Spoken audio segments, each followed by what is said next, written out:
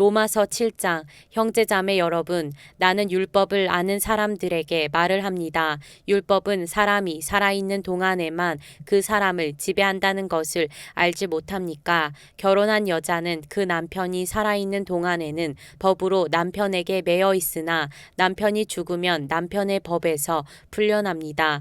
그러므로 남편이 살아있는 동안에 그 여자가 다른 남자에게로 가면 그 여자는 간음한 여자라는 말을 듣게 됩니다. 그러나 남편이 죽으면 그 법에서 해방되는 것이므로 다른 남자에게로 갈지라도 간음한 여자가 되지 않습니다. 나의 형제 자매 여러분, 그러므로 여러분도 그리스도의 몸으로 말미암아 율법에 대해서는 죽임을 당했습니다. 그래서 여러분은 다른 분, 곧 죽은 사람들 가운데서 살아나신 그분에게 속하게 되었습니다. 그것은 우리가 하나님을 위하여 열매를 맺게 하기 위함입니다. 이전에 우리가 육신을 따라 살 때에는 율법으로 말미암아 일어나는 죄의 욕정이 우리 몸의 지체 안에서 작용해서 죽음에 이르는 열매를 맺었습니다. 그러나 지금은 우리를 올가매던 것에 대하여 죽어서 율법에서 풀려났습니다. 그래서 우리는 문자의 얽매인 낡은 정신으로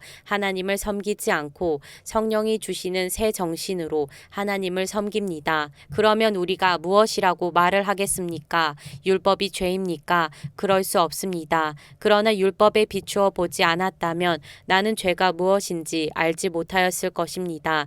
율법에 탐내지 말아라 하지 않았다면 나는 탐심이 무엇인지를 알지 못하였을 것입니다. 그러나 죄는 이 계명을 통하여 틈을 타서 내 속에서 온갖 탐욕을 일으켰습니다. 율법이 없으면 죄는 죽은 것입니다. 전에는 율법이 없어서 내가 살아 있었는데 계명이 들어오니까 죄는 살아나고 나는 죽었습니다. 그래서 나를 생명으로 인도해야 할 그 계명이 도리어 나를 죽음으로 인도한다는 것이 드러났습니다. 죄가 그 계명을 통하여 틈을 타서 나를 속이고 또 그 계명으로 나를 죽였습니다. 그러므로 율법은 거룩하며 계명도 거룩하고 의롭고 선한 것입니다. 그러니 그 선한 것이 나에게 죽음을 안겨주었다는 말입니까? 그럴 수 없습니다. 그러나 죄를 죄로 드러나게 하려고 죄가 그 선한 것을 방편으로 하여 나에게 죽음을 일으켰습니다. 그것은 계명을 방편으로 하여 죄를 극도로 죄답게 되게 하려는 것이었습니다. 우리는 율법이 신령한 것인 줄 압니다. 그러나 나는 육정에 매인 존재로서 죄 아래에 팔린 몸입니다. 나는 내가 하는 일을 도무지 알 수가 없습니다. 내가 해야겠다고 생각하는 일은 하지 않고 도리어 해서는 안 되겠다고 생각하는 일을 하고 있으니 말입니다. 내가 그런 일을 하면서도 그것을 해서는 안 되겠다고 생각하는 것은 곧 율법이 선하다는 사실에 동의하는 것입니다. 그렇다면 그와 같은 일을 하는 것은 내가 아니라 내 속에 자리를 잡고 있는 죄입니다. 나는 내 속에 곧 내 육신 속에 선한 것이 깃들여 있지 않다는 것을 압니다. 나는 선을 행하려는 의지는 있으나 그것을 실행하지는 않으니 말입니다. 나는 내가 원하는 선한 일은 하지 않고 도리어 원하지 않는 악한 일을 합니다. 내가 해서는 안 되는 것을 하면 그것을 하는 것은 내가 아니라 내 속에 자리를 잡고 있는 죄입니다. 여기에서 나는 법칙 하나를 발견하였습니다. 곧 나는 선을 행하려고 하는데 그러한 나에게 악이 붙어 있다는 것입니다. 나는 속사람으로는 하나님의 법을 즐거워하나 내 지체에는 다른 법이 있어서 내 마음의 법과 맞서서 싸우며 내 지체에 있는 죄의 법에 나를 포로로 만드는 것을 봅니다. 아, 나는 비참한 사람입니다. 누가 이 죽음의 몸에서 나를 건져주겠습니까? 우리 주 예수 그리스도를 통하여 나를 건져주신 하나님께 감사를 드립니다. 그러나 나 자신은 마음으로는 하나님의 법을 섬기고 육신으로는 죄의 법을 섬기고 있습니다. 로마서 8장. 그러므로 그리스도 예수 안에 있는 사람들은 정죄를 받지 않습니다. 그것은 그리스도 예수 안에서 생명을 누리게 하는 성령의 법이 당신을 죄와 죽음의 법에서 해방하여 주었기 때문입니다. 육신으로 말미암아 율법이 미약해져서 해낼 수 없었던 그 일을 하나님께서 해결하셨습니다. 곧 하나님께서는 자기의 아들을 죄된 육신을 지닌 모습으로 보내셔서 죄를 없애시려고 그 육신에다 죄의 선고를 내리셨습니다. 그것은 육신을 따라 살지 않고 성령 성령을 따라 사는 우리가 율법이 요구하는 바를 이루게 하시려는 것입니다. 육신을 따라 사는 사람은 육신에 속한 것을 생각하나 성령을 따라 사는 사람은 성령에 속한 것을 생각합니다. 육신에 속한 생각은 죽음입니다. 그러나 성령에 속한 생각은 생명과 평화입니다. 육신에 속한 생각은 하나님께 품는 적대감입니다. 그것은 하나님의 법을 따르지 않으며 또 복종할 수도 없습니다. 육신의 매인 사람은 하나님을 기쁘게 해드릴 수 없습니다. 그러나 하나님의 영이 여러분 안에 살아 계시면 여러분은 육신 안에 있지 않고 성령 안에 있습니다. 누구든지 그리스도의 영이 없으면 그리스도의 사람이 아닙니다. 또한 그리스도께서 여러분 안에 살아 계시면 여러분의 몸은 죄 때문에 죽은 것이지만 영은 의 때문에 생명을 얻습니다. 예수를 죽은 사람들 가운데서 살리신 분의 영이 여러분 안에 살아 계시면 그리스도를 죽은 사람들 가운데서 살리신 분께서 여러분 안에 계신 자기의 영으로 여러분의 죽을 몸도 살리실 것입니다. 그러므로 형제자매 여러분, 우리는 빚을 지고 사는 사람들이지만 육신의 빚을 진 것이 아닙니다. 우리는 육신을 따라 살아야 할 존재가 아닙니다. 여러분이 육신을 따라 살면 죽을 것입니다. 그러나 여러분이 성령으로 몸의 행실을 죽이면 살 것입니다. 하나님의 영으로 인도함을 받는 사람은 누구나 다 하나님의 자녀입니다.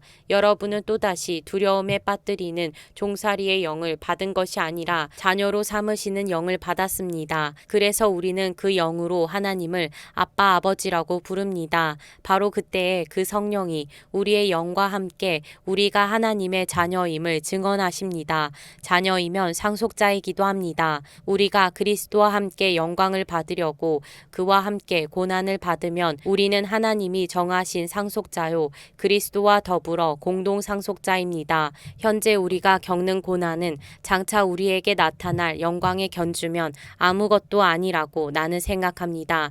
피조물은 하나님의 자녀들이 나타나기를 간절히 기다리고 있습니다. 피조물이 허무에 굴복하지만 그것은 자의로 그렇게 한 것이 아니라 굴복하게 하신 그분이 그렇게 하신 것입니다. 그러나 소망은 남아 있습니다. 그것은 곧 피조물도 썩어짐의 종살이에서 해방되어서 하나님의 자녀가 누릴 영광된 자유를 얻으리라는 것입니다. 모든 피조물이 이제까지 함께 신음하며 함께 해산의 고통을 겪고 있다는 것을 우리는 압니다. 그뿐만 아니라 첫 열매로서 성령을 받은 우리도 자녀로 삼아 주실 것을 곧 우리 몸을 속량하여 주실 것을 고대하면서 속으로 신음하고 있습니다.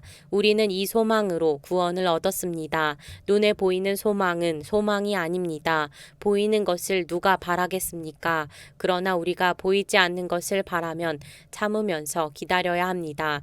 이와 같이 성령께서도 우리의 약함을 도와주십니다. 우리는 어떻게 기도해야 할지도 알지 못하지만 성령께서 친히 이루다 말할 수 없는 탄식으로 우리를 대신하여 간구하여 주십니다. 사람의 마음을 꿰뚫어 보시는 하나님께서는 성령의 생각이 어떠한지를 아십니다. 성령께서 하나님의 뜻을 따라 성도를 대신하여 간구하시기 때문입니다. 하나님을 사랑하는 사람들, 곧 하나님의 뜻대로 부르심을 받은 사람들에게는 모든 것이 서로 협력해서 선을 이룬다는 것을 우리는 압니다. 하나님께서는 미리 아신 사람들을 택하셔서 자기 아들의 형상과 같은 모습이 되도록 미리 정하셨으니 이것은 그 아들이 많은 형제 가운데서 맏아들이 되게 하시려는 것입니다. 그리하여 하나님께서는 이미 정하신 사람들을 부르시고 또한 부르신 사람들을 의롭게 하시고 의롭게 하신 사람들을 또한 영화롭게 하셨습니다. 그렇다면 이런 일을 두고 우리가 무엇이라고 말할 수 있겠습니까? 하나님은 우리 편이시면 누가 우리를 대적하겠습니까? 자기 아들을 아끼지 않으시고 우리 모두를 위하여 내주신 분이 어찌 그 아들과 함께 모든 것을 우리에게 선물로 거저주지 않으시겠습니까? 하나님께서 택하신 사람들을 누가 감히 고발하겠습니까? 의롭다 하시는 분이 하나님이신데 누가 감히 그들을 정죄하겠습니까?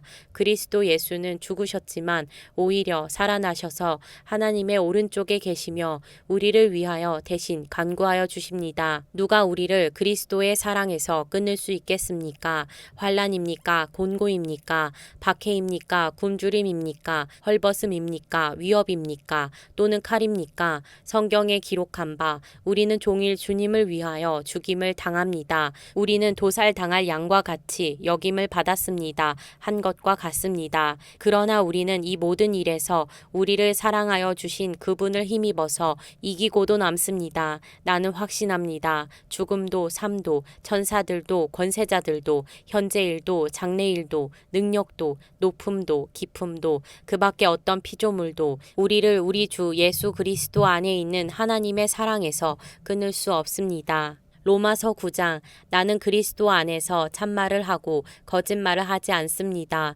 내 양심이 성령을 힘입어서 이것을 증언하여 줍니다. 나에게는 큰 슬픔이 있고 내 마음에는 끊임없는 고통이 있습니다. 나는 육신으로 내 동족인 내 결애를 위하는 일이면 내가 저주를 받아서 그리스도에게서 끊어질지라도 달게 받겠습니다. 내 동족은 이스라엘 백성입니다. 그들에게는 하나님의 자녀로서의 신분이 있고 하나님을 모시는 영광이 있고 하나님과 맺은 언약들이 있고 율법이 있고 예배가 있고 하나님의 약속들이 있습니다. 족장들은 그들의 조상이요 그리스도도 육신으로는 그들에게서 태어나셨습니다. 그는 만물 위에 계시며 영원토록 찬송을 받으실 하나님이십니다. 아멘. 그러나 하나님의 약속의 말씀이 패했다고는 할 수 없습니다. 이스라엘에게서 태어난 사람이라고 해서 다 이스라엘 사람이 아니고 아브라함의 자손이라고 해서 다 그의 자녀가 아닙니다. 다만 이삭에게서 태어난 사람만을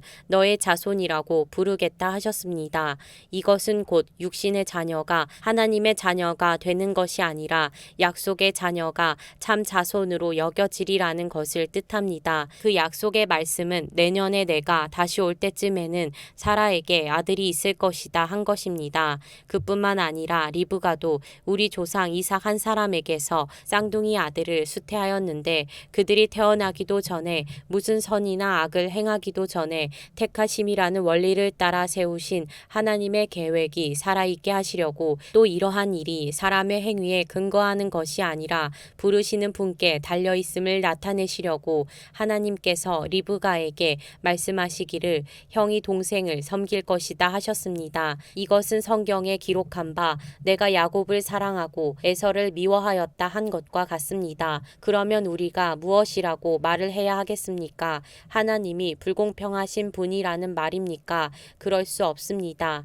하나님께서 모세에게 말씀하시기를 내가 긍휼히 여길 사람을 긍휼히 여기고 불쌍히 여길 사람을 불쌍히 여기겠다 하셨습니다. 그러므로 그것은 사람의 의지나 노력에 달려있는 것이 아니라 하나님의 자비에 달려있습니다. 그래서 성경에 바로를 두고 말씀하시기를 내가 이 일을 하려고 너를 세웠다. 곧 너로 말미암아 내 능력을 나타내고 내 이름을 온 땅에 전파하게 하려는 것이다 하셨습니다. 그러므로 하나님께서는 긍휼히 여기시고자 하는 사람을 긍휼히 여기시고 완악하게 하시고자 하는 사람을 완악하게 하십니다. 그러면 그대는 내게 이렇게 말할 것입니다. 그렇다면 어찌하여 하나님께서는 사람을 책망하시는가? 누가 하나님의 뜻을 거역할 수 있다는 말인가? 오 사람아, 그대가 무엇이기에 하나님께 감히 말대답을 합니까? 만들어진 것이 만드신 분에게 어찌하여 나를 이렇게 만들었습니까? 하고 말할 수 있습니까? 토기장이에게 흙 한 덩이를 둘로 나누어서 하나는 귀한 데 쓸 그릇을 만들고 하나는 천한 데 쓸 그릇을 만들 권리가 없겠습니까? 하나님께서 하신 일도 마찬가지입니다. 하나님께서 진노하심을 보이시고 권능을 알리시기를 원하시면서도 멸망받게 되어 있는 진노의 대상들에 대하여 꾸준히 참으시면서 너그럽게 대해주시고 영광을 받도록 예비하신 자비의 대상들에 대하여 자기의 풍성하신 영광을 알리시고자 하셨더라도 어떻다는 말입니까? 하나님께서는 우리를 부르시되 유대 사람 가운데서만이 아니라 이방 사람 가운데서도 부르셨습니다. 그것은 하나님이 호세아의 글 속에서 하신 하신 말씀과 같습니다. 나는 내 백성이 아닌 사람을 내 백성이라고 하겠다. 내가 사랑하지 않던 백성을 사랑하는 백성이라고 하겠다. 너희는 내 백성이 아니다 하고 말씀하신 그곳에서 그들은 살아계신 하나님의 자녀라고 일컬음을 받을 것이다. 그리고 또 이사야는 이스라엘을 두고 이렇게 외쳤습니다. 이스라엘 자손의 수가 바다의 모래와 같이 많을지라도 남은 사람만이 구원을 얻을 것이다. 주님께서는 그 말씀하신 것을 온전히 그리고 조속히 온 땅에서 이루실 것이다. 그것은 또한 이사야가 미리 말한 바 만군의 주님께서 우리에게 씨를 남겨주지 않으셨더라면 우리는 소돔과 같이 되고 고모라와 같이 되었을 것이다 한 것과 같습니다. 그러면 우리가 무엇이라고 말해야 하겠습니까? 의를 추구하지 않은 이방 사람들이 의를 얻었습니다. 그것은 믿음에서 난 의입니다. 그런데 이스라엘은 의의 율법을 추구하였지만 그 율법에 이르지 못하였습니다. 어찌하여 그렇게 되었습니까? 그들은 믿음에 근거하여 의에 이르려고 한 것이 아니라 행위에 근거하여 의에 이르려고 했기 때문입니다. 그들은 걸림돌에 걸려 넘어진 것입니다. 그것은 성경에 기록한 바와 같습니다. 보아라, 내가 시온에 부딪히는 돌과 걸려 넘어지게 하는 바위를 둔다. 그러나 그를 믿는 사람은 부끄러움을 당하지 않을 것이다.